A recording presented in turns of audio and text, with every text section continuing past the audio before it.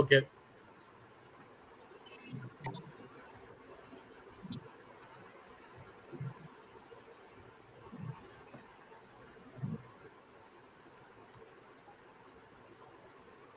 இப்ப நான் பேசலாம் இல்லையா?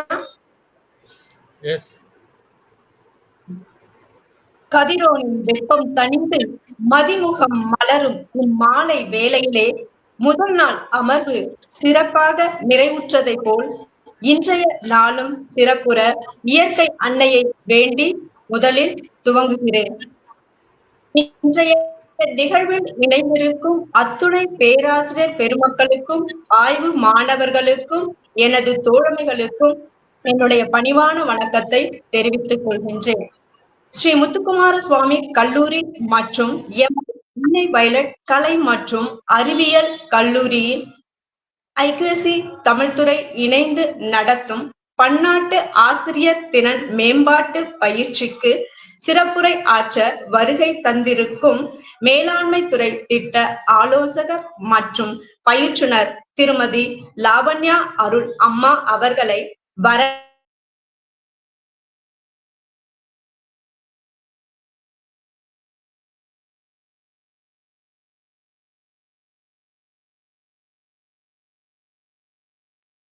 அழைக்கின்றேன்.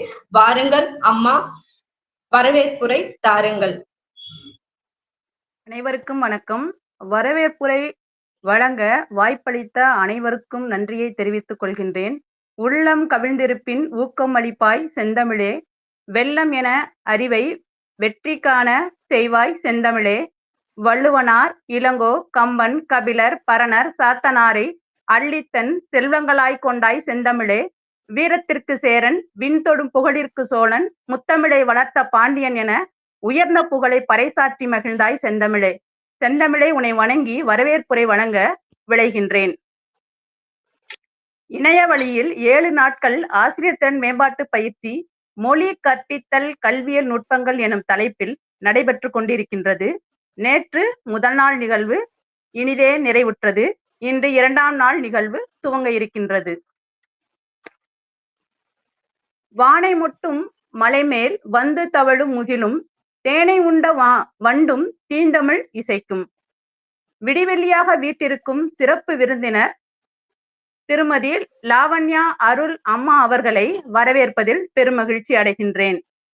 பாதை ஒன்றை வகுத்திட்டால் பயணம் தன்னால் உருவாகும், சாதனை புரிந்திட நினைத்திட்டால் சரித்திரம் என்பது நிகழ்வாகும் என்ற வரிகளுக்கு ஏற்ப இணைய வழியில் பன்னாட்டு ஆசிரியர் திறன் மேம்பாட்டு பயிற்சி நடத்துவதற்கு அனுமதி வழங்கி ஊக்கமும் உற்சாகமும் தந்த ஸ்ரீ முத்துக்குமாரசுவாமி கல்லூரியின் முதல்வர் முனைவர் ரா ஆனந்தி அம்மா அவர்களையும் மற்றும் அன்னை வயலட் கலை மற்றும் அறிவியல் கல்லூரியின் முனைவர் முதல்வர் இனிதா லெபனன் எபன்சி அம்மா அவர்களையும் துணை முதல்வர் ஜாஃபியா சாலமன் அம்மா அவர்களையும் அன்புடன் வரவேற்கின்றேன். பார்ப்பதற்கு எளியவர், பழகுவதற்கு இனியவர், பணியை சுமையாக எண்ணாமல் சுகமாக செய்யும் சிறந்த பண்பாளர் ஸ்ரீ முத்துக்குமாரசுவாமி கல்லூரியின் தமிழ்துறை தலைவர் முனைவர் இரா கல்பனாதேவி அம்மா அவர்களையும் முத்துக்குமாரசுவாமி கல்லூரியின் தமிழ்துறை மற்றும் பிறதுறை பேராசிரியர் பெருமக்களையும் அன்புடன் வரவேற்கின்றேன். அன்னை வயலட் கலை மற்றும் அறிவியல் கல்லூரியின் தமிழ்துறை தலைவர் முனைவர் சா சித்ரா அம்மையார் அவர்களையும் தமிழ்துறை மற்றும் பிறதுறை பேராசிரியர் பெருமக்களையும் அன்புடன் வரவேற்கின்றேன். நாடு விட்டு நாடு, கண்டம் விட்டு கண்டம் நம் அனைவரையும் இணையத்தால் இணைத்த தமிழால் இணைக்க முன்வந்த அன்னை வயலட் கலை மற்றும் அறிவியல் கல்லூரியின் தலைமை நூலகர் அபிலாஷ் அவர்களையும் வருக வருக என வரவேற்கின்றேன். இணையத்தின் இணைந்திருக்கும் பேராசிரியர் பெருமக்களையும் ஆன்றோர்களையும் சான்றோர்களையும் அன்புடன் வரவேற்கின்றேன்.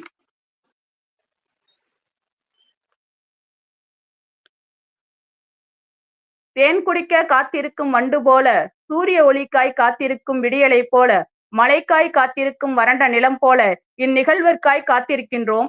இந்நிகழ்வினை கண்டு காண பூவோடு சேர்ந்த நாரும் மணக்கும். ஆம், இந்நிகழ்வோடு சேர்ந்து நாம் அனைவரும் மணப்போம். வாருங்கள் 2ஆம் நாள் நிகழ்விற்கு.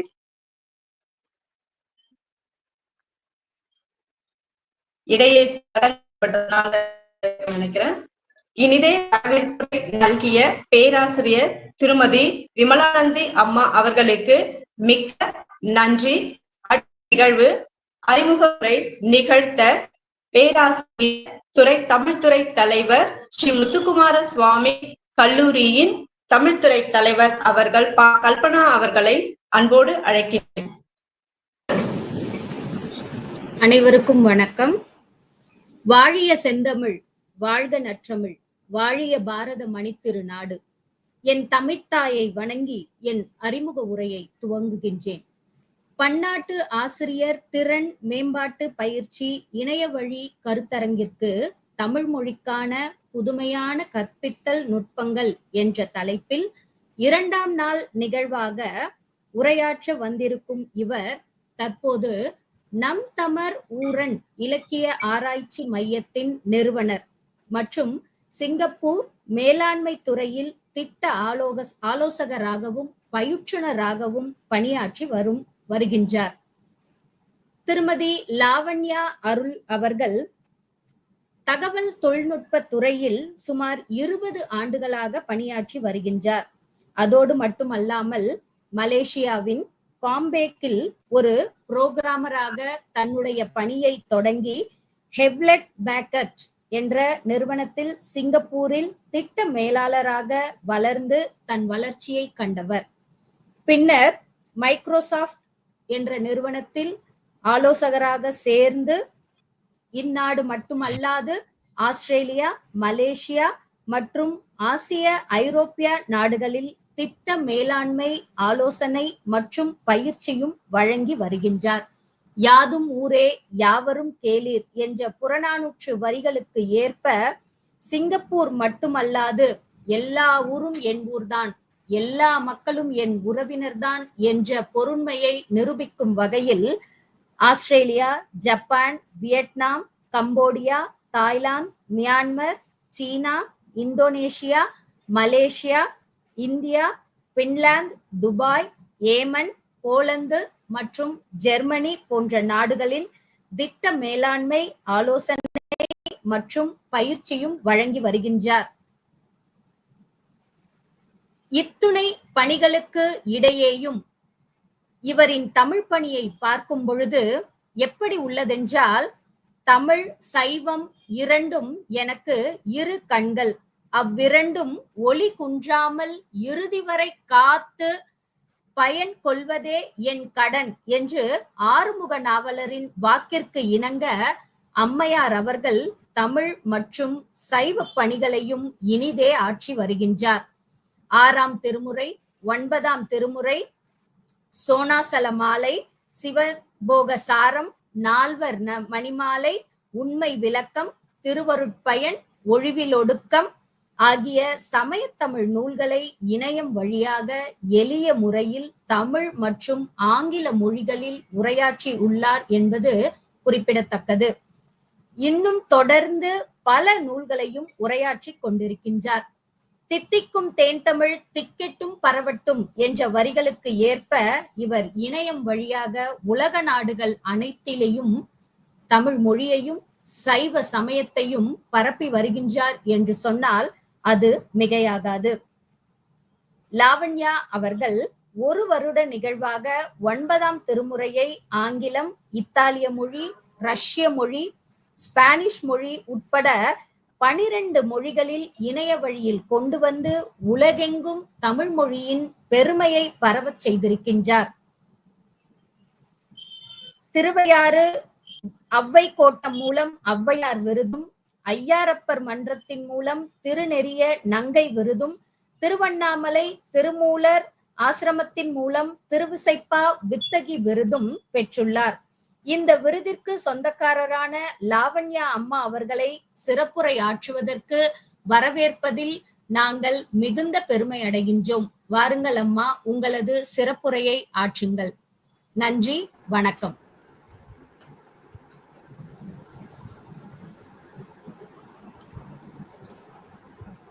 சிறப்பானதொரு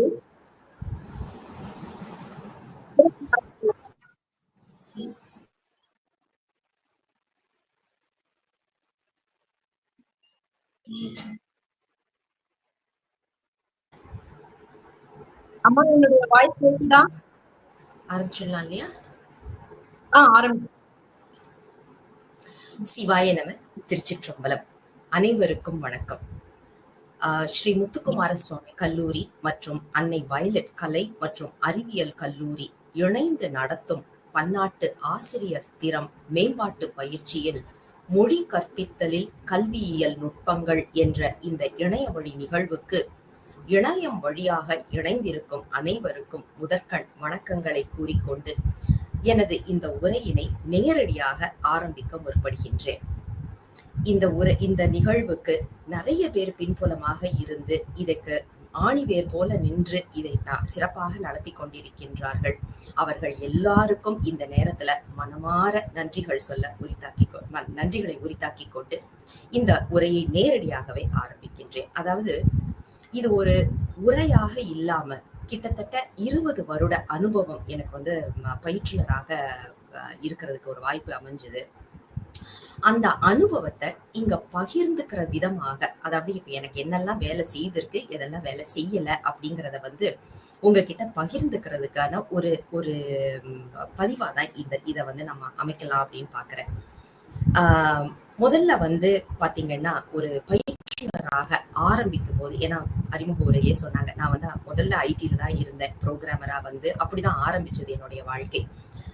முதல்ல பயிற்றுனர்னு வரும்போது அந்த பரிணாமம் எடுக்கணும்ன்ற ஒரு எண்ணம் வரும்போது எப்படி ஆரம்பிப்பது, என்ன செய்வது, எப்படிப்பட்ட ஒரு உதவியுமே இல்லாமல் ரொம்ப தடுமாறிதான் இப்படிப்பட்ட ஒரு தொழில்நுட்பத்தை கத்துக்கிற ஒரு சூழல் அமைஞ்சிச்சு. அதாவது இன்னோவேட்டிவ் டீச்சிங் ஸ்கில்ஸ் அப்படிங்கிறது தான் இன்றைக்கு எனக்கு கொடுத்திருக்கப்பட்ட தலைப்பு. இந்த இன்னோவேட்டிவ் டீச்சிங் ஸ்கில்ஸ் அப்படிங்கிறது இந்த காலகட்டத்துக்கு ஒரு காலத்துல இது ரொம்ப நல்ல ஒரு விஷயம், இருந்தா பரவாயில்லை அப்படின்ற அமைப்பு போய் இப்ப இது அத்தியாவசியமான ஒன்றாக மாறிவிட்டது. அதாவது இன்றைய காலகட்டத்துல பாத்தீங்கன்னா இது தேவை அப்படிங்கிற மாதிரி ஒரு சூழல் ஏற்படுற ஒரு காலகட்டம் ஆயிடுச்சு. இன்னொன்னு, இன்னோவேட்டிவ் டீச்சிங் ஸ்கில்ஸ் அப்படிங்கிற தலைப்பு அப்படிங்கிறதுனால இந்த பொழிவை ஒரு இயல்பான மொழியில அமைச்சுக்கிறதுக்கு உங்களுடைய அனுமதி தேவை அப்படிங்கிறத உங்களுடைய திருவடிகளுக்கு விண்ணப்பமா வைக்கிறேன். காரணம் என்னன்னா, தவறா எடுக்க வேண்டாம், எல்லாருக்கும் புரியும் விதத்துல இது அமையணும் அப்படிங்கிறதுக்காக. ஏன்னா இதுல நம்ம பேச போற சில டெக்னிக்ஸ் கொஞ்சம் புதுமையானதாக இருக்கும். அதுல கடினமான தமிழ் அப்படிங்கும் போது அது எளிமையா எல்லாருக்கும் போய் சேராது. அப்படிங்கிறதுனால சாதாரண உரைநடை தமிழ்ல இதை எடுத்துக்கிறதுக்கு உங்களுடைய அனுமதி வேண்டும். உங்கள் அனுமதி கிடைக்கும் என்ற நம்பிக்கையில இப்போ நேரடியா தலைப்பு கொள்ள செல்றேன். அதாவது நமக்கு எப்பவுமே ஒரு வகுப்பறை, ஏன்னா வகுப்பு நடத்துறோம் அப்படின்னா ஒரு வகுப்பறை அப்படிங்கிற ஒரு நினைப்பு முதல்ல வந்த உடனே நம்மளுக்கு எப்படிப்பட்ட ஒரு எண்ணம் மனசுல வரும் அப்படின்னா, மாணவர்கள் எல்லாரும் அமர்ந்திருக்கிறதும், ஒரு ஆசிரியர் அவங்களுக்கு முன்னாடி நின்று பாடம் நடத்துறதும், முன்னாடி எல்லாம் கரும்பலகை இப்ப வெண்பலகை ஆயிடுச்சுது, சில புத்தகங்கள், இப்படிப்பட்ட ஒரு காட்சி தான் நம்ம மனக்கண் முன்னால வரும். அதுல தவறில்லை. ஏன்னா கிட்டத்தட்ட பாத்தீங்கன்னா ஒரு 50-60 வருடங்களாக இப்படித்தான் பாடங்கள் நடத்திக்கிட்டு வந்திருக்கிறோம். நாமளும் அப்படிதான் படிச்சு வந்திருக்கிறோம். ஆனா இதுல ஒரு சிறப்பு என்ன அப்படின்னு பாத்தீங்கன்னா, ஆசிரியர் நின்று வகுப்பு நடத்தும் போது சில மாணவர்களுக்கு, ஒரு சிலருக்கு வகுப்புல உட்கார்ந்து இருக்கும் போது ஆசிரியர் பேச ஆரம்பிச்ச உடனே ஒரு தூக்கம் வரும் பாருங்க. ராத்திரியில வராத தூக்கம், தூக்க மாத்திரைக்கு வராத தூக்கம், அப்படி ஒரு தூக்கம் வரும். சொர்க்கமா இருக்கும் வகுப்பறையில தூங்குறது. நிறைய பேருக்கு அந்த அனுபவம் இருக்கும். அதை நம்ம இல்லைன்னு சொல்லவே முடியாது. இதுல அதிகமான சங்கடம் யாருக்கு அப்படின்னா, அங்க வகுப்பு நடத்தி கொண்டிருக்கின்ற ஆசிரியருக்கு தான். ஏன்னா நம்ம வகுப்பு நடத்துறோமா இல்ல தாலாட்டு பாடுறோமா அப்படின்னு ஒரு சந்தேகம் வரும் பாருங்க. அது ரொம்ப கஷ்டமான ஒரு சூழல் அங்க இருந்திருக்கிறேன், அதனால அதை சொல்றேன். இது ஒரு பக்கம். இது ஒரு பக்கம் நம்ம பார்க்கக்கூடிய ஒரு அனுபவம். அது மட்டும் இல்லாம நீங்க பாத்தீங்கன்னா, இப்போ உள்ள காலகட்டத்துல, இப்ப என்னுடைய காலத்துல எல்லாம் நாங்க புதினம் அப்படின்னு சொல்ற நாவல்ஸ்ன்னு சொல்றோம் இல்லையா, புதினங்கள் படிக்கிற ஒரு வழக்கம் எங்களுக்கெல்லாம் இருந்துச்சு. அதாவது 1 மாசம் வரைக்கும் எல்லாம் படிப்போம், 10 நாள்ல முடிச்சிட்டோம் அப்படிங்கறதெல்லாம் ரொம்ப பெருமையா சொல்ற காலங்கள்லாம் இருந்தது. அதாவது ஒரு நாவலை எடுத்துட்டு 10 நாள்ல படிச்சோம், 1 மாசத்துல படிச்சோம் அப்படின்றதெல்லாம், அதாவது எவ்வளவு வேகமா படிக்கிறோம், அதை உள்வாங்குறோம், அப்புறம் அந்த கதையை பத்தி சொல்றது, இது வந்து எங்களுக்கு ஒரு பெரிய பெருமையான ஒரு விஷயமா இருந்துச்சு ஒரு காலத்துல. ஆனா இப்போ உள்ள காலத்துல புதினங்கள்னா என்னன்னே நிறைய பேருக்கு தெரியறது இல்ல. அந்த புதினங்கள் என்ன ஆச்சுது அப்படின்னா, அதனுடைய வரலாறு என்ன ஆச்சுது அப்படின்னு பார்த்தோம்னா, அது சுருங்கி சுருங்கி சுருங்கி ஒரு சிறுகதைன்ற ஒரு நிலைக்கு வந்துச்சு. சரி பரவாயில்ல, சிறுகதையாவது ஒரு 2-3 பக்கம் இருக்கு, படிச்சுக்கட்டும் அப்படின்ற ஒரு நிலைப்பாடு வந்துச்சு. அதுவும் சுருங்க ஆரம்பிச்சுச்சு பாருங்க. அதாவது கழுதை தேஞ்சு கட்டெரும்பாச்சுன்னு சொல்லுவாங்க தெரியுமா? அந்த மாதிரி சுருங்க ஆரம்பிச்சு இன்னைக்கு காலகட்டத்துல இன்ஸ்டாகிராம், ஷார்ட்ஸ், ரீல்ஸ் இப்படி போய் நிக்குது. அதாவது 1 மாசம் நாங்க படிச்ச கதைய 1 நிமிஷத்துல இல்ல 1.5 நிமிஷத்துல முடிச்சிடணும் அப்படிங்கிற ஒரு காலகட்டம், ஒரு சூழல் அமைஞ்சிருக்குது. இப்படிப்பட்ட சூழலுக்கு தான் நம்மளுக்கு இன்னோவேட்டிவ் டீச்சிங் ஸ்கில்ஸ் அப்படிங்கிறது தேவையான ஒன்றாக மாறிவிட்டது. அதான் சொன்ன அத்தியாவசியமான ஒன்றாக மாறிடுச்சு.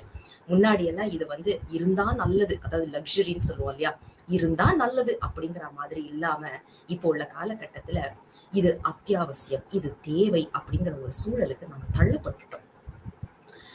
இப்ப இன்னும் ஒரு விஷயமும் நாம பார்க்கணும்.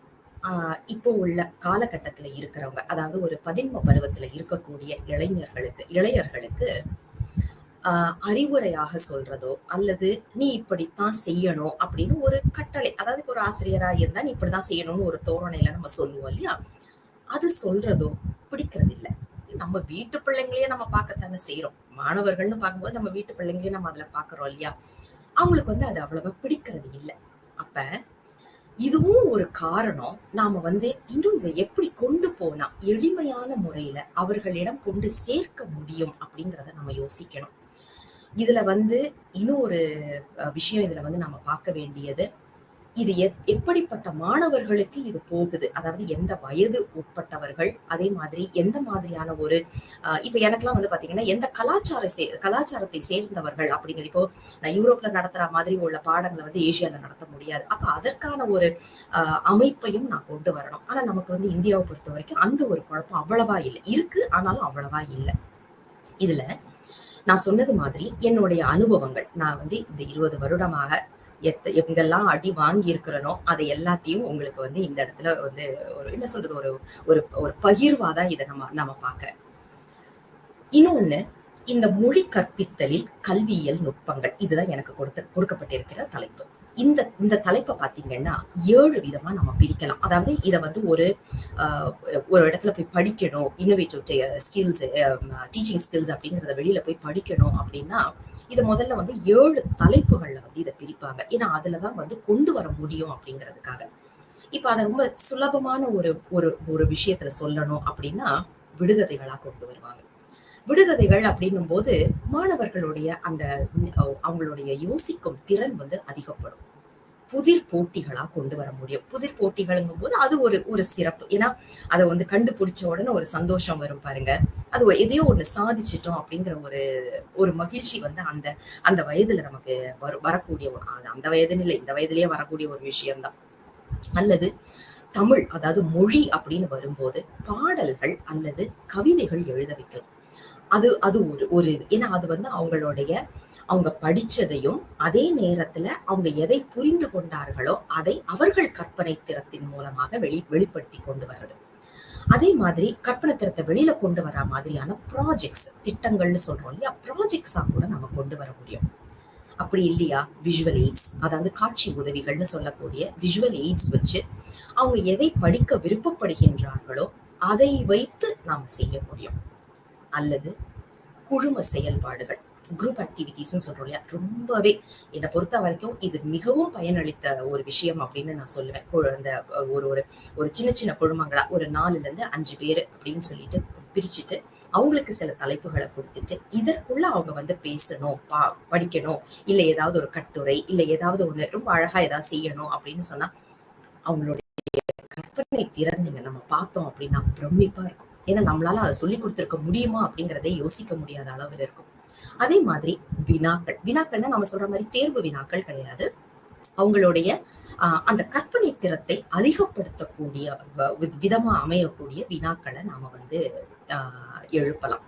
இப்ப இதுதான் வந்து நமக்கு முக்கியமான விஷயம். இதை மேற்கொண்டு எடுத்து செல்வதற்கு வந்து நாங்கள் ஒரு ஸ்லைட்ஸ் ப்ரெசன்டேஷன் மாதிரி கொண்டு வரலாம் அப்படின்னு சொல்லிட்டு, ஏன்னா பார்த்தோம்னா அது கொஞ்சம் அழகா புரியும் அப்படிங்கிறதுனால எனக்கு வந்து இந்த ஸ்லைட்ஸ் போட முடியுமா?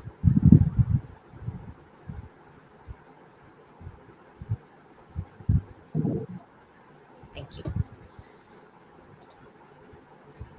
இப்ப முதல்ல என்ன பண்ணுவோம் அப்படின்னா, முதல்ல வகுப்பு ஆரம்பிக்கும் போது மாணவர்கள் எல்லாரும் முதல்ல வர்றாங்க இல்லையா, வரும்போது அவங்க கிட்ட இப்படி ஒரு அமைப்பை நாம வரைஞ்சிருவோம். அதாவது இதை வந்து A3 ஷீட் இல்லைன்னா A2 ஷீட்ல வந்து வரையலாம்.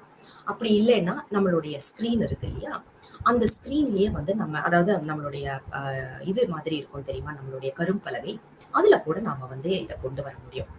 கொண்டு வந்தா என்ன ஒரு சிறப்பு அப்படின்னா, அவங்க நேரடியா வந்து எழுதலாம்.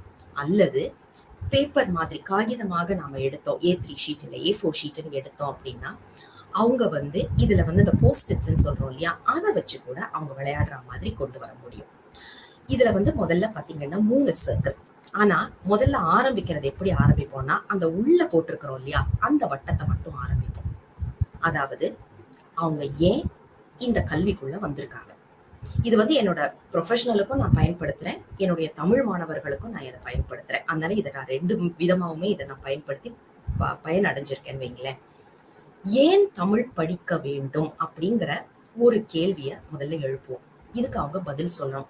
பலவிதமான பதில் நம்ம எதிர்பார்க்கலாம். அதாவது நீங்க ஏன் இந்த கோர்ஸுக்கு வந்தீங்க, ஏன் இந்த MAO BAO சேர்ந்திருக்கீங்க அப்படின்னு கேட்டா, ஒரு சிலர் வந்து எனக்கு வேற எதுவும் கிடைக்கலங்க அதனால நான் வந்தேன்னு சொல்றவங்க இருப்பாங்க. இல்லையா, எனக்கு வந்து தமிழ்னா உயிர், எனக்கு தமிழ் படிக்கணுங்கிறது சின்ன வயசுல இருந்தே ஆசை அப்படின்னு சொல்றவங்க இருப்பாங்க. ஒரு சிலர் வந்து எங்க அம்மா அப்பாவுக்கு தமிழ் படிக்கணும்னு ஆசை, அவங்க படிக்க முடியல, அதனால என்ன படிக்க வச்சிருக்கிறாங்க அப்படின்னு சொல்றத கேட்போம். இதெல்லாம் எனக்கு கேள்விப்பட்ட பதில்கள், அதனால நான் உங்களுக்கு இதெல்லாம் சொல்றேன். இல்ல ஒரு சிலர் வந்து நான் ஏன் வந்திருக்கேன்னு எனக்கு தெரியல, ஏதோ நான் படிக்கணும் அப்படின்ட்டு நான் வந்திருக்கிறேன் அப்படின்னு சொல்றவங்களும் இருப்பாங்க. பலதரப்பட்ட பதில் நமக்கு வந்து இதுல எதிர்பார்க்கலாம். எதுவுமே தவறு கிடையாது, அது அப்படியே இருக்கலாம். சரி, இது முடிச்சாச்சா? முடிச்ச உடனே அடுத்தது நாம கேட்கக்கூடிய கேள்வி அப்படின்னா, எப்படி படிக்க வேண்டும் அப்படிங்கிறத நம்ம கேட்போம். ஏன்னா இந்த மாதிரியான ஒரு எக்ஸசைஸ் நம்ம பண்ணும்போது, இந்த மாதிரியான ஒரு பயிற்சி செய்யும் போது நமக்கு என்ன புரியும் அப்படின்னா, அவர்கள் எப்படி விருப்பப்படுகின்றார்கள், எதை விருப்பப்படுகின்றார்கள், அவர்களுக்கு நாம் இதை எப்படி கொண்டு செல்ல வேண்டும் அப்படிங்கிற நமக்கு ஒரு புரிதல் கிடைக்கிறதுக்காக இதை செய்யறது. அடுத்தது எப்படி படிக்க வேண்டும் அப்படிங்கிற ஒரு கேள்வி கேட்டா முதல்ல சொல்லுவாங்க, தமிழ் தானேங்க, என்ன படிக்கிறது, மனப்பாடம் பண்ணிட்டா போகுது அப்படின்வாங்க. மனப்பாடம் பண்ணலாம், ரொம்ப சிறப்பான ஒரு விஷயம். ஏன்னா நம்மளுடைய தமிழ் வந்து அதை அழகா மனப்பாடம் பண்ணி அதை அழகான உச்சரிப்போட அதை சொல்லும் போது அந்த ஒரு இன்பம் தனி இன்பம். எந்த ஒரு தியான பயிற்சிக்கும் போக வேண்டாம், எந்த ஒரு உடல் பயிற்சிக்கும் போக வேண்டாம். நம்மள்ட்ட இருக்கக்கூடிய சில இலக்கியங்களை எடுத்து படிச்சா நீங்க ஒரு ஜிம்ல போயிட்டு செய்துட்டு வர்ற அந்த வியர்வை துளிகள் உங்களுக்கு இந்த பாடல்களை படிக்கிறதன் மூலமாகவே கிடைக்கும். அனுபவத்திலேயே சொல்றேன். ஏன்னா சிலது வந்து அவ்வளவு கடினமா இருக்கும். அந்த மூச்சு விடாம நீங்க அதை சொன்னீங்க அப்படின்னா உங்களுக்கு மூச்சு பயிற்சி செய்ததுக்கும் தியானத்திற்கும் சமமாக இருக்கக்கூடிய விஷயங்கள் நாம இதுல பாக்குறோம். அப்படி இருக்கும்போது அதை மனப்பாடம் பண்ணினா ஒரு பலன் கிடைக்கும், உண்மைதான். ஆனா அதனால யாருக்கு லாபம், எத்தனை நாள் லாபம், அது ஒண்ணு பார்க்கணும். மனப்பாடம் பண்றேன், பரீட்சை எழுதுறேன், முடிச்சுட்டேன், அவ்வளவுதான் அப்படின்னு சொன்னா பரவாயில்ல. ஆனா அதுக்கப்புறம் அதை என்ன பண்ண போறோம் அப்படிங்கிற ஒரு கேள்வி கேட்டு நின்னாதான் அவங்களுக்கு வந்து அடுத்தது யோசிப்பாங்க. அட ஆமா இல்ல அப்படின்னு யோசிக்கும் போதுதான் இதை எப்படி படிக்கணும்னு அவங்களே ஒரு இதுக்கு வருவாங்க. அப்போ வாழ்வியலோட சேர்த்து படிக்கலாம், எங்களுடைய தினசரி நாங்க என்ன செய்யறோமோ அதோட நாங்க சேர்த்து படிக்கிறோம் அப்படிங்கிற ஒரு எண்ணம் வரும். அதுக்கு அடுத்து நாம கேட்க போற கேள்வி ரொம்ப சுலபமான ஒரு கேள்வி, எதை படிக்க வேண்டும் அப்படிங்கிற ஒரு கேள்வி. இந்த கேள்வி நாம கேட்கும் போது நிறைய விதமான பதில் வரும். ஏன் அப்படின்னா சிலருக்கு வந்து இலக்கணம் மட்டும் வேணும்னு கேட்பாங்க, சிலர் வந்து சங்க இலக்கியம் மட்டும் போதும்னு நினைப்பாங்க, சிலர் வந்து இந்த காலத்து இலக்கியங்கள், அதாவது பாரதியார் கவிதைகள் போல உள்ளது போதும் அப்படின்னு நினைப்பாங்க. எதை படிக்கணும்னு நினைக்கிறாங்களோ அதை ஏன் அவர்கள் எடுக்கிறாங்க. இப்ப சங்க இலக்கியம்னா ஏன் சங்க இலக்கியம், ஏதோ ஒரு காரணம் இருக்கும் இல்லையா, அதையும் என்னன்றத நாம தெரிஞ்சுக்கலாம். இப்ப இந்த இடத்துலதான் நம்ம, அதாவது ஒரு ஆசிரியரா நம்மளோட பணி என்ன அப்படின்னு பாத்தீங்கன்னா, வெறும் ஆசிரியரா இருக்கிறது மட்டும் கிடையாது. நம்மளோட பரிணாமமே வந்து 3 விதமா மாறணும். அதாவது ஆங்கிலத்துல ட்ரெய்னர், கோச், மென்டார் 3 சொல்லுவாங்க. இதுல ட்ரெய்னர் அப்படின்னு சொல்றது வந்து நாம இன்றைய காலகட்டத்துல நடத்துறோம் இல்லையா பாடங்கள். அதாவது வகுப்பறைக்கு போறோம், சொல்லி கொடுக்குறோம், சொல்லி கொடுத்த உடனே முடிஞ்சிருச்சு அப்படின்னு சொல்லிட்டு வந்துடுறோம். இது வந்து ரொம்ப ஒரு குறுகிய காலகட்டத்துக்கு உரித்தானது. ஒரு சில பயிற்சிகளை அவர்களுக்கு கொடுப்பதற்கு ஏற்ற விதத்தில் இது இருக்கும், அவ்வளவுதான். ஒரு இலக்கண வகுப்புக்கு போறேன், 10 நாள் வகுப்பு, 10 நாள் முடிஞ்ச உடனே வெளியில வந்துருவோம், அவ்வளவுதான், முடிஞ்சு போச்சு. ஆனா கோச் அப்படின்னு சொன்னீங்கன்னா அவங்க வந்து அந்த 3 வருடமும் அந்த மாணவரோடையே இருந்து அந்த மாணவருக்கு என்ன வேணும், எப்படி அதை கொண்டு செல்ல வேண்டும் அப்படிங்கிறத புரிஞ்சு அந்த 3 வருடங்களும் அவர்கள் கூடவே இருப்பாங்க. 3 வருடமோ 2 வருடமோ எத்தனை காலகட்டமோ, அதுக்கப்புறம் அவ்வளவுதான், முடிஞ்சு போச்சு. அதுக்கப்புறமும் நாம வந்து அவங்களோட தொடர மாட்டோம் பயணத்தை. ஆனா மென்டார்ஷிப்னு சொல்றோம் இல்லையா, அது மிகவும் முக்கியத்துவம் வாய்ந்தது. நம்ம கடைசி மூச்சு வரைக்கும் இருக்க வேண்டிய உறவு அப்படின்னு நம்ம நினைச்சோம்னா அது மென்டார்ஷிப். ஏன் அப்படின்னா நம்ம செய்யறது நல்லது கெட்டது, நம்மளுடைய நல்ல பக்கம் கெட்ட பக்கம், நாம செய்யற அயோக்கியத்தனம் எல்லாம் தெரிஞ்சும் நம்ம கூட ஒருத்தர் இருந்து நம்மளை அடுத்த நிலைக்கு எடுத்து செல்லுவதற்காக அறிவுரைகளை சொல்லி நம்மளை திருத்தி கொண்டு வரக்கூடிய ஒரு நல்லுள்ளம் அப்படின்னாதான் மென்டார்ஷிப். ஒரு ஆசிரியர் அந்த இடத்துல இருக்கிறது தான் சிறப்பு. அப்ப இந்த எக்ஸசைஸ் நீங்க பண்ணும் போதே அவங்க எங்க நிக்கிறாங்க, நீங்க அவங்களுக்கு எப்படிப்பட்ட உதவி செய்யணுங்கிறது ஓரளவுக்கு தெரிஞ்சிடும். அடுத்தது என்ன பண்ணுவோம்னா, இப்படி ஒரு கேள்வி கேட்போம். ஒரு பேப்பரை கொடுத்து நீ எழுது, எனக்கு அடுத்த 5 வருஷத்துல நீ உன்னை எங்க பாக்குற, அடுத்த 10 வருஷத்துல. இப்போ ஒரு மாணவர் வந்து 20 வயதுல வந்து இந்த வகுப்புக்கு சேர்றாருன்னு வச்சுக்குவோம். அவருடைய 70 வயதோ 80 வயது வரைக்கும் ஒரு திட்டம் அவங்க போட்டு கொடுக்கணும். 5 வயசுல அடுத்த 5 வருஷத்துல எங்க பாக்குறவங்க, 10 வருஷத்துல நீங்க அதுக்கு உதவியும் செய்யலாம். செய்து வரும்போது அவங்களுக்கே ஒரு தெளிவு கிடைக்கும். நான் என்ன பண்ணணும் அப்படிங்கிற ஒரு தெளிவை அந்த மாணவருக்கு நாம கொடுக்கிறோம். இதுல என்ன ஒரு சிறப்புன்னா, ஒரு சிலர் சொல்லுவாங்க, நான் எல்லாம் எதுவுமே இல்லைங்க, நான் பாட்டுக்கு வரேன் படிக்கிறதுக்கு, படிச்சு முடிச்ச உடனே வீட்டுல கல்யாணம் பண்ணி வைக்க போறாங்க, நான் பாட்டுக்கு வீட்டுல இருக்க போறேன். அதுவும் ஒரு நல்ல செயல் தான். ஆனா கல்யாணம் பண்ணி குழந்தை பெத்துட்டு அந்த குழந்தைய வளர்க்கும் போது இந்த தமிழ் நம்மளுக்கு உதவும் இல்லையா, அந்த ஒரு எண்ணத்தை அவங்க மனசுல போட்டா, ஆஹா என்னுடைய அடுத்த சந்ததிகளுக்கு நான் சொல்லி கொடுக்க போறேனே அப்படிங்கிற இன்ட்ரெஸ்டோட அவங்க அதை படிக்க ஆரம்பிப்பாங்க. ஏன் படிக்கின்றோம் அப்படிங்கிறத வந்து அவங்க மனசுல நம்ம கொண்டு வந்துட்டோம். இப்ப அதுக்கான ஒரு இதைதான் நம்ம பார்க்க போறோம். ஆனா அதை முதல்ல கொண்டு வர்றதுக்கான வேலை எல்லாத்தையும் நம்ம பார்த்துட்டோம். ஒரு 10 நாள், முதல் 10 நாள், 3 வருஷம் ப்ரோக்ராம் அப்படின்னா முதல் 10 நாள் நாம இதுக்கு வந்து ஒரு மூலதனமாக எடுத்து நாம செய்தோம் அப்படின்னா அந்த மாணவர்கள் வந்து உள்ள வரும்போது அதை எத்தனை ஆசையோட படிப்பாங்க அப்படிங்கறத வந்து நம்ம புரிஞ்சுக்க முடியும். இப்ப இந்த மாதிரி ஒரு திட்டம் அவங்க போட்டு அதை அவங்க கையிலேயே வச்சிருந்தாங்கன்னு வைங்களேன், என்னோட அடுத்த 5 வருஷத்துல நான் இதை பண்ண போறேன், சாதிக்க போறேன், 10 வருஷத்துல இதை சாதிக்க போறேன், நான் தமிழ் துறைக்கு தலைவராக வரப்போறேன், இல்ல நான் எங்க ஆசிரியர் இங்க உட்கார்ந்துருக்காங்களே அந்த இடத்துல நான் உட்காரணும், இப்படிப்பட்ட ஒரு மாணவருக்கு அந்த நினைப்பை நாம விதைச்சோம் அப்படின்னா அதற்கான ஒரு முயற்சியா அவங்க அங்க இருந்து ஆரம்பிப்பாங்க. ஏன்னா பள்ளி முடிச்சுட்டு நேரா இங்க வரும்போது 2ம் கெட்டாம வருவோம். ஏன்னா பள்ளியில வந்து எந்த கவலையும் இல்லை, அடுத்தது வேலைக்கு போகும்போது எல்லா கவலையும் வரும். இந்த நடுவுல காலேஜ்ல படிக்கும் போதுதான் இந்த 2மே இல்லாத ஒரு நிலை, எல்லாத்தையும் விட்டுட்டும் வர முடியல, எல்லாத்தையும் எடுக்கவும் முடியாத ஒரு நிலை. அப்ப அந்த இடத்துல நாம அவங்களுக்கு ஒரு தெளிவு கொடுக்க முடிஞ்சிச்சு அப்படின்னா அதுதான் சிறப்பான கல்வியாக அமையும். இந்த இடத்துலதான் நமக்கு நம்மளுடைய தொழில்நுட்பமாக இருந்தாலும் சரி அல்லது இன்னோவேஷன் சொல்லக்கூடிய இன்றைய காலகட்டத்துல தேவைப்படுகின்ற விஷயமாக அமைகின்றதை பார்க்கின்றோம். சரி, இப்ப இதை எப்படி கொண்டு போகலாம் அப்படிங்கிறத வந்து நான் உங்களுக்கு ஒரு சில விஷயம், அதாவது எனக்கு வேலை செய்த விஷயங்களை நான் இப்போது உங்களுக்கு ஆரம்பிக்க போறேன். அதாவது முதல்ல விளையாட்டுத்தனமாக கொண்டு வருவது, லெகோ கேம்ஸ் சொல்றோம் இல்லையா, இந்த மாதிரி லெகோ கேம்ஸ் வந்து நான் வாங்கி வச்சிருக்கோம். இது வந்து ஒவ்வொரு வகுப்புக்கும் இந்த மாதிரி நாங்க கொண்டு போய் கொடுக்கிறோம். அவங்க கிட்ட நீங்க இந்த வகுப்புல படிச்சுட்டு என்னவா வரப்போறீங்கிறத எங்களுக்கு சொல்லுங்க. அதாவது வாயில பேசாதீங்க, கைய பேச வைங்க. உங்க கையில நீங்க பேசுங்க, என்னவா வரப்போறீங்க அதை வந்து நீங்க எங்களுக்கு அப்புறமா சொல்லணும் அப்படிங்கிற மாதிரி ஒண்ணு சொல்லணும். போன வாரம் ஒரு வகுப்பு நடத்தினேன், அதுல ஒண்ணு செய்தாங்க. அதுக்கு ஏத்த மாதிரி அன்னைக்கே வந்து கல்பனா தேவி அம்மா வந்து இந்த இந்த பொழிவுக்கு கேட்டப்ப இதை கலைக்க மனசு இல்லாம அப்படியே வச்சிருந்தேன், உங்கள்கிட்ட காமிக்கலான்னு சொல்லிட்டு. தமிழ் ஏன் படிக்கணும் அப்படிங்கறதான் அவங்களுக்கு கொடுக்கப்பட்ட கேள்வி. அவங்க இதை பண்ணியிருந்தாங்க. அப்ப இதுல பாத்தீங்கன்னா ரொம்ப அழகா கீழே எல்லாமே ஒரே கலர்ல இருந்துச்சு. அப்ப நான் கேட்டேன், இது ஏன் கீழே எல்லாம் ஒரே கலர்ல இருக்கு அப்படின்னு கேட்டப்ப அவங்க பதில் என்ன தெரியுமா வந்துச்சு, நான் என்ன தமிழ் படிச்சாலும் எனக்கு இலக்கணம் இல்லாம புரிஞ்சுக்க முடியாது. அப்ப இது வந்து தொல்காப்பியம்னாங்க. அற்புதமான ஒண்ணு. இதை நான் யோசிச்சு கூட பார்க்கல.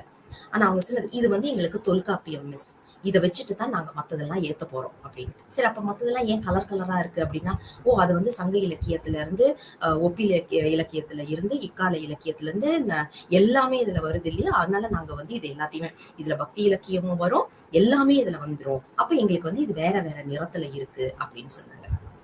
சரி, அழகான ஒரு அமைப்பு. அப்ப மேல இது என்னது கூரை மாதிரி இருக்கே அப்படின்னதுக்கு, நாங்க தமிழ் படிக்கிறோம், மத்த மொழி ஏதாவது ஒரு படிப்பு படிச்சோம் அப்படின்னா எங்களுக்கு இந்த வேலைங்கிறது எங்களுக்கு தெரியும். தமிழ் படிச்சா எங்களுக்கு என்ன ஆகுங்கிறது தெரியாது, நாங்க என்ன செய்ய போறோம்னு எங்களுக்கு தெரியாது. அப்ப எங்களுக்கு தலைக்கு மேல ஒரு கூரை இருக்குதுன்னு சொன்னா, அதாவது நாங்க பாதுகாப்பாக இருக்கின்றோம் என்ற உணர்வு எங்களுக்கு வேணும், அந்த பாதுகாப்பு உணர்வு வேணுங்கிறது தான் நாங்க இதை கேட்கிறோம் அப்படின்னு சொன்னாங்க. அப்ப இந்த பாதுகாப்பு உணர்வு வேணும்னா நீங்க என்ன பண்ண போறீங்க, இதுக்கு எங்க கிட்ட இருந்து என்ன எதிர்பார்க்கறீங்க அப்படின்னு கேட்டதுக்கு, வேலைக்கு எங்களை தயார் செய்யணும். நியாயமான ஒரு கேள்வி. ஏன்னா படிக்கிறாங்க அப்படின்னா அவங்கள வேலைக்கு தயார் செய்யணும் இல்லையா, வெறும் புத்தக புழுவா மட்டும் இருக்கக்கூடாது. அப்ப இது வந்து ரொம்ப ஒரு நல்ல ஒரு எண்ணமா இருந்துச்சு. அடுத்தது பாருங்க, காத்து போறதுக்குன்னு சொல்லிட்டு 2 பக்கமும் வாசல் வச்சிருக்காங்க. இது எனக்கு ரொம்ப பிடிச்சிருந்துச்சு. 2 பக்கம் வாசல்.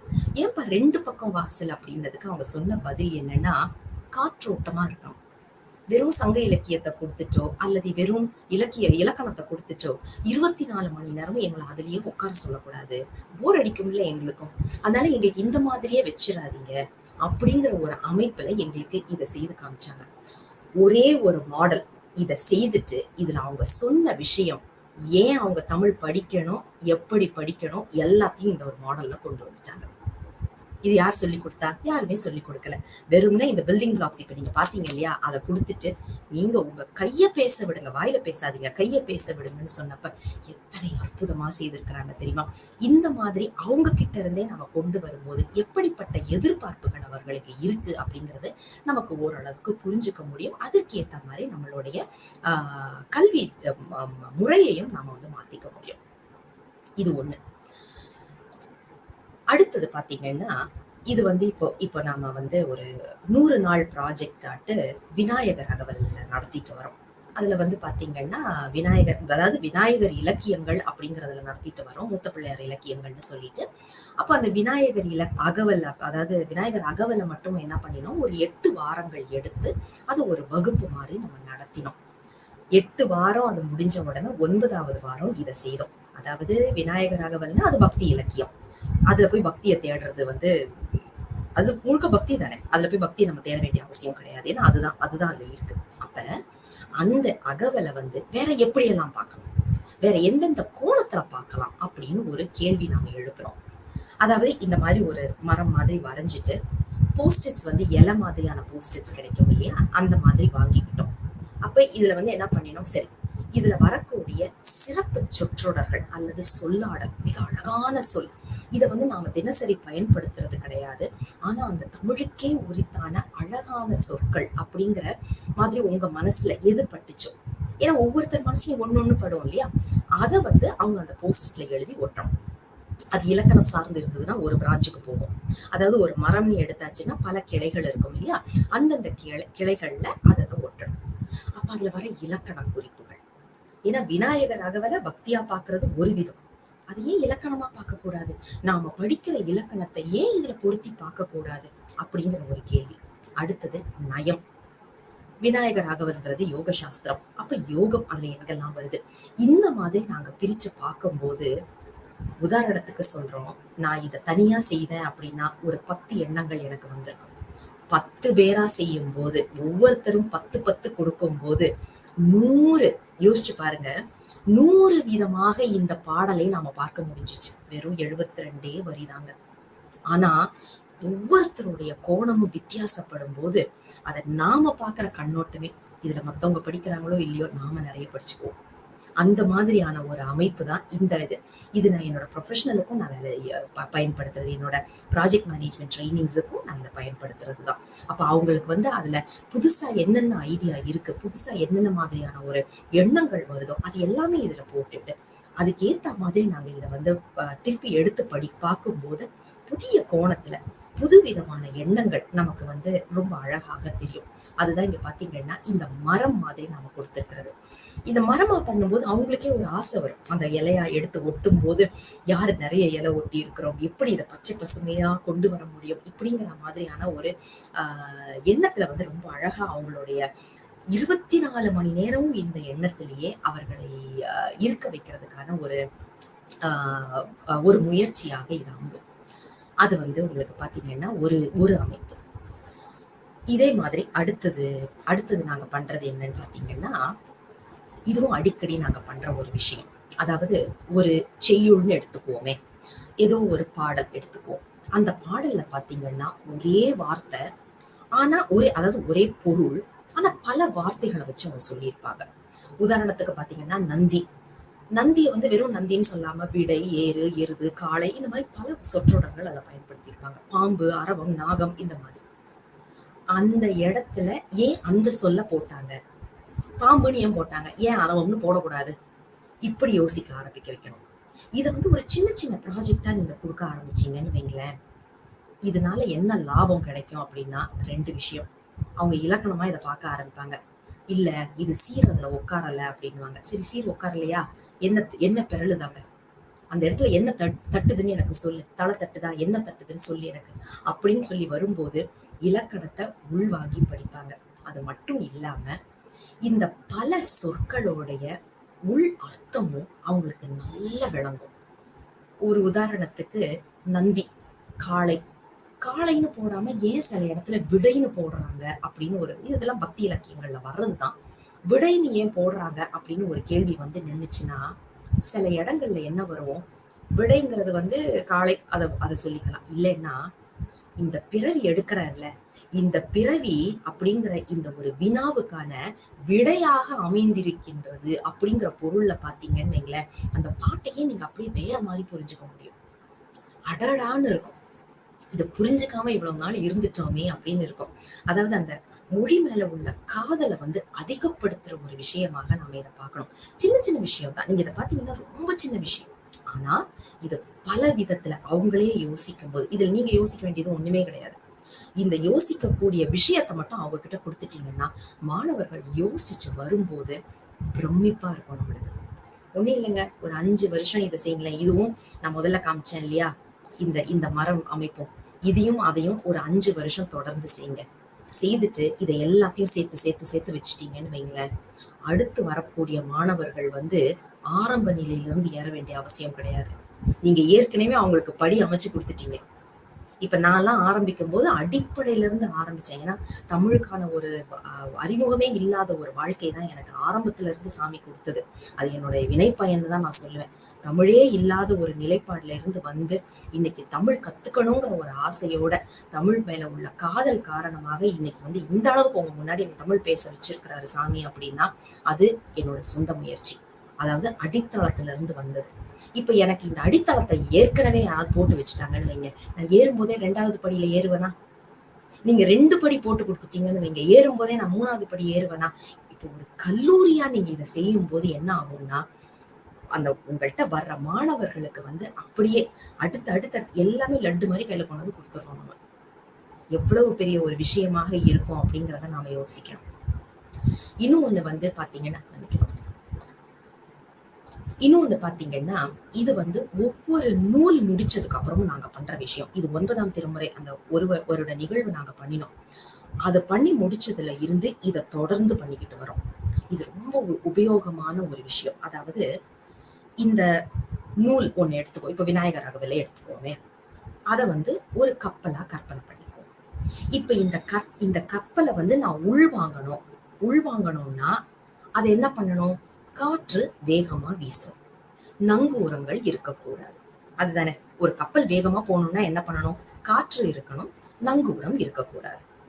நங்கூரம்ங்கிறது எனக்கு இந்த நூலை படிக்கிறதுக்கு எது எல்லாம் தடையா இருக்கு. மாணவர்கள்ட்ட கேளுங்க, நீங்க உங்க தலையை உடைச்சுக்கவே வேண்டாம்.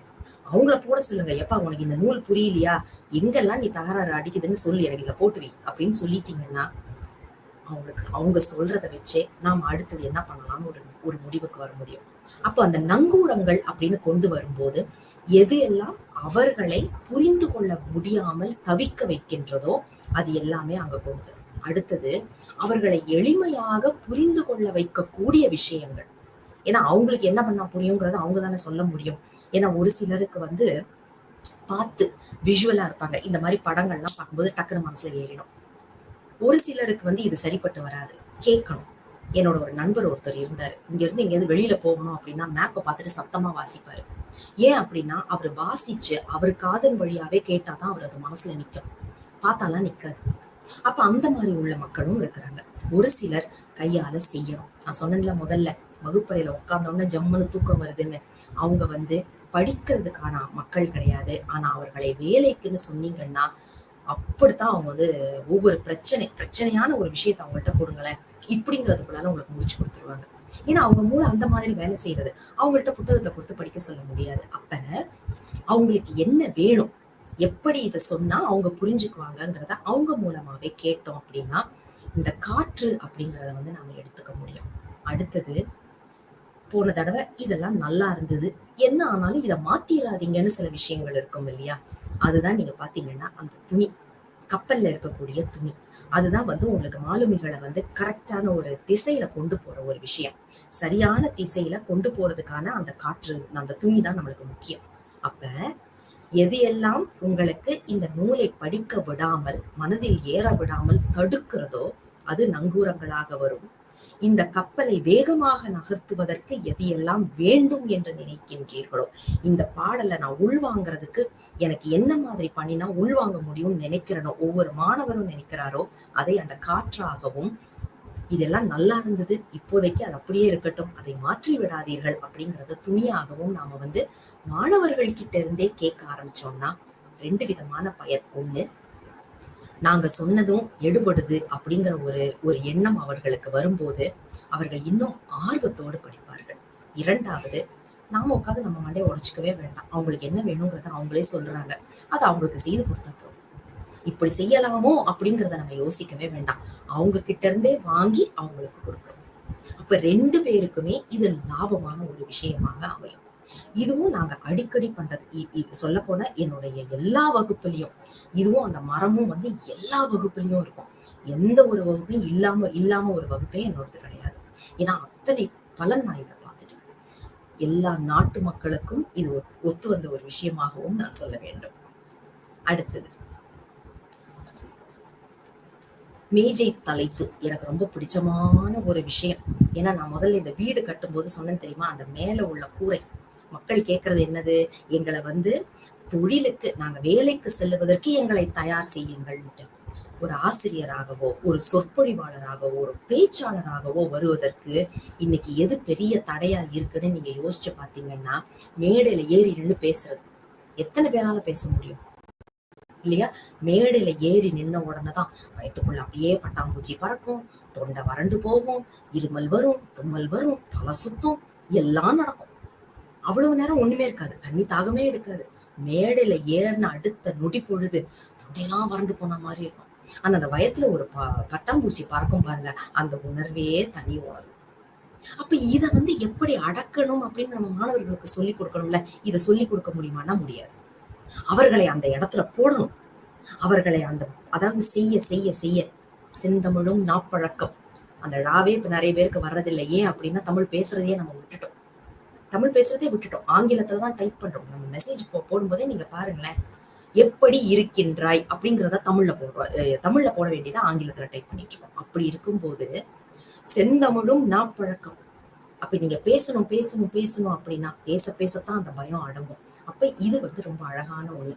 நாங்க என்ன பண்ணுவோம் அப்படின்னா, நேத்தைக்கு நடத்தின தலைப்புல இன்னைக்கு ஒரு 10 தலைப்புகளை நாங்க இதுல கொண்டு வந்துருவோம். இல்ல இப்ப 40 மாணவர்கள் இருக்கிறாங்க, 60 மாணவர்கள் இருக்காங்கன்னா 60 தலைப்புமே கொண்டு வருவோம். சில பேருக்கு நேரம் இருந்துச்சுன்னா நாங்க அதையும் செய்வோம். என்ன பண்ணுவோம், முதல்ல வர்ற மாணவர் அதை எடுத்து அவங்க வந்து அதை பத்தி 1 நிமிஷம் இல்லைன்னா 1.5 நிமிஷம் இல்ல 2 நிமிஷம், 2 நிமிஷம் தான் அதிகபட்சம் அவங்க பேசுறோம். 1, 1.5, 2 நிமிஷம். இதை வந்து நாங்க நேரத்தையும் நாங்க பார்ப்போம். ஏன்னா நேரம்ங்கிறது ரொம்ப முக்கியமான ஒரு விஷயம். அப்போ ஒரு நிமிஷம், குறைந்தபட்சம் 1 நிமிஷம் பேசணும். 1.5 நிமிஷம் வரைக்கும் பேசலாம். அதிகபட்சம் 2 நிமிஷம் தான் பேசலாம். அதுக்கு மேல பேசக்கூடாது. இந்த மாதிரி கொண்டு வரும். அந்த 1 நிமிஷத்திலேயே அவங்க வந்து அவங்க பாக்குற தலைப்பு, ஏன்னா அப்பதான் அவங்க அந்த தலைப்பை பாக்குறாங்க, அந்த தலைப்பை பத்தின அழகான அமைப்பு வரணும். அதாவது ஆரம்பம், அதுக்கப்புறம் அந்த சொல்ல போற கருத்து, அதுக்கப்புறம் நிறைவு. இந்த 3ஐயும் சேர்த்து சொல்ற ஒரு பழக்கம் வரணும். இப்படிங்கிறதுக்குள்ளால அவங்க யோசிச்சு செய்யணும். இதை செய்ய செய்ய செய்ய செய்ய அவங்களுக்கு இது பழகிடும். 2 வருஷம் திணறுவாங்க, 3வது வருஷம் அடிச்சு நிறவுவாங்க. இப்ப இதுக்கு தலைப்பு எங்கெங்க நாங்க கொண்டு வர்றது அப்படின்னா, இதுவும் நீங்க தலையை பிச்சுக்கவே வேண்டாம். ஒவ்வொரு மாணவருக்கும் ஒவ்வொரு நாளை இதை வந்து ப்ராஜெக்டா கொடுங்க. எப்பா இன்னைக்கு நடத்தின டாபிக் இதுவா, நீ வந்து 60 தலைப்புகளை நாளைக்கு நீ கொண்டு வா அப்படின்னு சொல்லி அவங்க கிட்டயே சொல்லிடுங்க. அப்ப அடுத்த நாள் அவங்க கொண்டு வர்றதை வச்சு அப்ப அவங்களே அதை யோசிக்கவும் முடியும். நாம வெறும் அந்த இடத்துல வந்து இவங்க கேட்கறதையும் அவங்க பேசுறதையும் நம்ம ஃபெசிலிட்டேட் பண்ணா போதும். ஆனா அவங்களுடைய அந்த அந்த அதாவது இந்த சிந்திக்கிற திறன் இருக்கு தெரியுமா, அப்படி ஒரு அற்புதமான சிந்திக்கக்கூடிய திறனாதான் நம்ம அதை பார்க்க முடியும். அற்புதமான கலைகள் எல்லாம் இதுல இருந்து நீங்க வெளியில வர்றதை கொண்டு வர்றதை நீங்க பார்க்க முடியும். ஆர்ட், நிஜமாவே இதுதான் ஒரு ஆர்ட்னு சொல்லுவேன். அடுத்தது பாத்தீங்கன்னா, இது இன்றைய காலகட்டத்துல இது ரொம்ப சர்வசாதாரணமா போன விஷயம். நாம அதுலயே எடுத்துக்குவோம். அதையே நாம வந்து எடுத்துக்குவோம். நம்மளுக்குன்னு ஒரு யூடியூப் இருக்கு. இப்போ ஒவ்வொரு காலேஜுக்கும் அதாவது ஒவ்வொரு கல்லூரிக்கும் ஒவ்வொரு யூடியூப் நம்ம வச்சிருக்கிறோம், இது ஃபேஸ்புக் வச்சிருக்கோம், ஏதோ ஒரு இணையதளம் வச்சிருக்கிறோம். அதுல மாணவர்களை கொண்டே ஒரு காணொளி செய்ய சொல்லுங்க. 1 மாசம் நடத்துற டாபிக்கா கூட இருக்கலாம். உதாரணத்துக்கு சிலப்பதிகாரம் ஒரு அத்தியாயம் நடத்துறீங்கன்னு நீங்க, அதுல இருந்து அவங்க 1.5 நிமிஷத்துக்கு மேல அந்த வீடியோவை எடுக்கக்கூடாது. அந்த காணொளி வந்து 1.5 நிமிஷத்துக்கு மேல இருக்கக்கூடாது. யோசிச்சு பாருங்க, 1 மாசம் நீங்க நடத்துறத அவங்க 1.5 நிமிஷத்துல அப்படியே நெல்லிக்கனி போல கொடுக்கணும். அப்ப எப்படிப்பட்ட ஒரு எண்ணம் அவங்களுக்கு அதுல போகும். இதுல வந்து நீங்க தேர்ந்தெடுத்து பரிசு கொடுக்கலாம். அற்புதமாக செய்யக்கூடியதை வந்து உங்களுடைய சேனல்லையும் நீங்க போடலாம். அப்போ உங்க சேனலுக்கும் கண்டென்ட் கிடைச்சிரும், மாணவர்களையும் அழகான, அதாவது அவங்களை வந்து அடுத்த நிலைப்பாட்டுக்கு கொண்டு போறதுக்கு நாம ஊக்குவித்த மாதிரியும் இருக்கும். இதுவும் ரொம்ப அற்புதமான ஒரு விஷயமா நீங்க பார்க்க முடியும். ஏன்னா இது நிறைய பேருக்கு பிடித்தமான ஒன்று. பிடித்தமான ஒன்றிலேயே நீங்க வந்து கொண்டு வரும்போது அழகா அவங்க இதுலயே நிலைச்சு நிக்கிறத நாம பார்க்க முடியும். இதுதான் இப்ப காணொலியா நான் வந்து உங்களுக்கு கொண்டு வரணும்னு நினைச்சது எல்லாமே. ஓரளவுக்கு இதுல வந்து நம்ம பார்த்திருக்கிறோம். அதாவது நான் சொன்ன மாதிரி நான் எதெல்லாம் பயன்படுத்துறேனோ அதெல்லாம் உங்களுக்கு நான் சொல்லியிருக்கிறேன். அதே மாதிரி இன்னும் ஒரு விஷயமும் நாங்க செய்ய வைப்போம். அது வந்து இங்க நான் உங்களுக்கு ஸ்லைடா கொடுக்கல, ஆனா இது வந்து நாங்க செய்யற ஒரு விஷயம்தான். என்னன்னு பாத்தீங்கன்னா, அதாவது இப்ப நம்ம வந்து ஒரு மாசம், இது வந்து மாசம் தலைப்பா கொடுப்போம். 1 மாசம் ஏதாவது அது அவங்க படிக்கிற ஒரு இலக்கியத்தை எடுத்துக்கணும். அந்த இப்ப பாரதியார் கவிதைகள்னு வச்சுக்கோங்களேன், பாரதியார் கவிதைகளை எடுத்துக்கணும். அதை எடுத்துட்டு அவங்க கிட்ட இருக்கக்கூடிய விஷயங்கள், அதாவது அவங்க கிராமங்கள்ல நடக்கிற விஷயமா இருக்கலாம், அவங்க வீட்டுல நடக்கிற விஷயமா இருக்கலாம், இல்லைன்னா அவங்க தெருவுல அவங்க பார்த்த விஷயமா இருக்கலாம். ஏதோ ஒண்ணு அவங்களுக்கு அதை பொருத்தி பார்த்து ஒரு கட்டுரை மாதிரியோ, அல்லது கட்டுரைன்னா நிறைய பேர் எழுதிடுவாங்க, ஆனா என்னுடைய ப்ரெஃபரன்ஸ் வந்து பேசுறதா தான் இருக்கும். ஏன்னா பேசுறதுதான் வந்து அவங்களுக்கு முக்கியத்துவம் கொடுக்கக்கூடியது. ஏன்னா அவங்கள அந்த நிலைப்பாட்டுக்கு நம்ம கொண்டு வரணும், பேச்சாளராங்களா கொண்டு வர்றதுக்காக. அப்ப என்ன சொல்லுவோம், 7ல இருந்து 9 நிமிடம், 7 நிமிடத்துக்கு குறைஞ்சிருக்க கூடாது, 9 நிமிடத்துக்கு மேல இருக்கக்கூடாது.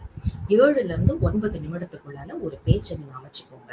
ஆனா நீங்க அமைச்சுக்கிறது வந்து நீங்க உங்க வாழ்க்கையில அன்னன்னைக்கு பாக்குற விஷயத்த ஒரு இலக்கியத்தோட பொருத்தி பார்க்கணும் அப்படிங்கிற மாதிரி. இதுல அதிசயமான விஷயங்கள்லாம் நாம பார்க்கலாம். வீட்டுல செய்யற இட்லிய வந்து கொண்டு வந்து பாரதியார் கவிதையோட பேசுறவங்க எல்லாம் இருக்கிறாங்க, பொருத்தி பார்த்து பேசுறவங்க எல்லாம் இருக்கிறாங்க. அவங்க கற்பனையெல்லாம் படம் அடடான்னு இருக்கும் பாருங்க. நிஜமாவே பிரமிக்கக்கூடிய ஒரு கற்பனையை வந்து நாம அவங்க கிட்ட இதெல்லாம் பார்க்க முடியும். அப்ப அவர்களிடமே நாம கொண்டு வந்துட்டோம், அவங்க கிட்டயே நாம கொண்டு போயிட்டோம் அப்படின்னா அவங்களுடைய அந்த கற்பனா சக்தியை நம்ம கொண்டு வரோம். நமக்கும் வந்து நம்ம சொல்லி கொடுத்தோம், அவங்களுக்கு அதை பயன்படுது அப்படிங்கிற ஒரு திருப்தியும் நமக்கு கிடைக்கும். இதுதான் வந்து நிறைய இருக்கு. அதாவது மொத்தம் 74 விதமான இன்னோவேஷன் டெக்னிக்ஸ் இருக்கு. நேரம் கருதி உங்க கூட நான் இவ்வளவுதான் பகிர்ந்துக்க முடிகின்றது. ஏன்னா சொன்ன மாதிரி இதுக்கே ஒரு ஒரு முழு நாள் வேணும், அல்லது ஒரு வாரம் பேச வேண்டிய ஒரு டாபிக். ஏன்னா வந்து பாத்தீங்கன்னா 74 விதம். ஒவ்வொரு குழுவுக்கும் ஏற்ப நாம இதை வந்து மாத்தி மாத்தி பண்ணுவோம். இப்ப நான் வந்து என்ன பண்ணேன்னா, முதல்ல ஒரு ஊருக்கு போறேன் அப்படின்னா தயாரா போயிடுவேன், எந்த மாதிரி ஸ்டூடெண்ட்ஸ்ன்னு பாக்குறதுக்கு. அதுக்கேத்த மாதிரி அங்கே அந்த அந்த அந்த அன்றைய இரவே வந்து என்னோட ஹோட்டல் ரூம்ல வச்சுட்டு எல்லாத்தையும் ரெடி பண்ணிட்டு அடுத்த நாளைக்கு நான் எடுத்துட்டு போகும்போது அது கரெக்டா இருக்கிற மாதிரி பாத்துக்கிறது. இப்படிதான் நம்ம பண்றது. நீங்க வந்து உங்களுக்கு அந்த மாணவர்கள் ஏற்கனவே தெரிஞ்சவங்க அப்படின்னாக்க இன்னுமே சிறப்பாவே நம்ம இதை செய்யலாம். அதனால நான் சொன்ன மாதிரி நம்மளுடைய நேரம் கருதி இத்தனை டெக்னிக்ஸோட நான் இங்க நிறுத்திக்கிறேன். என்னுடைய 20 வருட அனுபவங்களை உங்களோட பகிர்ந்துக்கிறதுக்கு இப்படி ஒரு அற்புதமான வாய்ப்பை எனக்கு அமைச்சு கொடுத்த என்னுடைய அருமை உடன்பிறவா சகோதரி முனைவர் கல்பனா தேவி அம்மாவுக்கு முதற்கண் நன்றிகளை தெரிவித்துக் கொள்கின்றேன். எனக்கு முன்னால் பேசியவர்கள், எனக்கு இனி இதற்கு பிறகு பேச்சாளர்கள் அனைவருக்கும் வாழ்த்துக்களையும் தெரிவித்துக் கொண்டு, இந்த நிகழ்வுக்கு காரணமாக இருக்கும் அனைவருக்கும், அதாவது வெளியில இருப்பவர்களும் சரி, வேறுபோல் மறைந்து நின்று இந்த நிகழ்வை தாங்கும் உழைப்பாளிகளுக்கும் எனது நன்றிகளை உரித்தாக்கிக் கொண்டு இந்த பொழிவினை நிறைவுக்கு கொண்டு வருகின்றேன். சிவாய நம. திருச்சிற்றம்பலம்.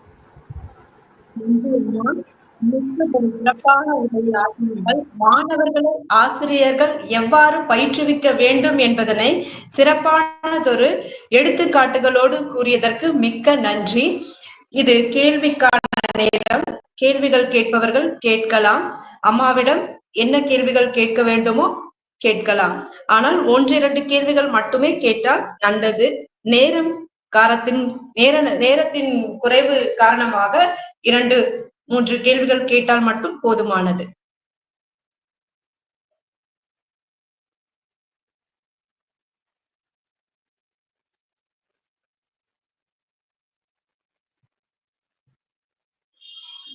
அது மட்டுமல்ல, இந்த இணைப்பிலே இருக்கக்கூடிய பேராசிரியர்கள், மாணவர்கள் அனைவரும் இதற்கு இடையே வந்து உங்களுடைய பின்னூட்ட படிவம் அளிக்கப்படும். அதனை பூர்த்தி செய்தால் மட்டுமே உங்களுக்கான சான்றிதழ் அளிக்க முடியும். ஆதலால் தயவு கூர்ந்து இடையே அளிக்கக்கூடிய பின்னூட்ட படிவத்தை நிறைவு செய்து அனுப்புங்கள். இந்த நிகழ்வு முடிந்ததன் பிறகு இந்த பின்னூட்ட படிவத்தை நிறைவு செய்வதற்கு முடியாது. ஆதலால் இப்பொழுதே நீங்கள் பூர்த்தி செய்யலாம். கேள்விகள் இருந்தால் அம்மாவிடம் கேட்கலாம். அம்மா சிவாய நமமா. அம்மா சிவாய நம. ரொம்ப அருமையா இருந்தது. உண்மையாவே பேராசிரியர்கள்லாம் நாங்க உங்ககிட்ட ஒரு நாள் இது மாதிரி இந்த தொழில்நுட்பங்கள் எல்லாம் கத்துக்கணும். உண்மையாவே அந்த அளவுக்கு இருந்தது உங்களுடைய அந்த தொழில்நுட்பங்கள் எல்லாமே. இறையருளால இன்னும் உங்களுடைய தமிழ் பணி சிறக்கணும். வாழ்த்துக்களும் வணக்கங்களும். பெருமானோட கருணை. நன்றிம்மா. நன்றி அம்மா. வணக்கங்கம்மா. அம்மா வணக்கம். மென்டார் மென்டி எப்படி இருக்கணும்ன்றத உங்க உரை மூலமா நல்லா கத்துக்கிட்டோம்மா. நாங்க மென்டாரா இருக்கோம், எங்க மென்டிஸை எப்படி கொண்டு வரணும்ன்றது இதன் மூலமா நாங்க தெரிஞ்சுக்கிட்டோம்மா. நன்றிங்கம்மா.